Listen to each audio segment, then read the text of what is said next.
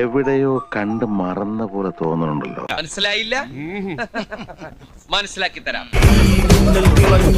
കാറ്റും കോറും തുടങ്ങി നാടിനാകെ കാവലാകും വീരൻ മണ്ണിൽ ഇറങ്ങി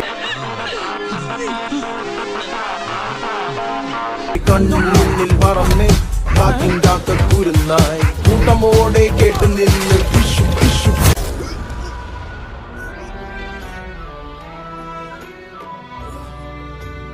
മഞ്ചാടിക്കാട്ടിനുള്ളിൽ പണ്ടൊരു നാളിൽ എത്തി ജീവൻ ഭീകരൻ തോട്ടോ പൊട്ടോ. മോഷണം ആണല്ലേ?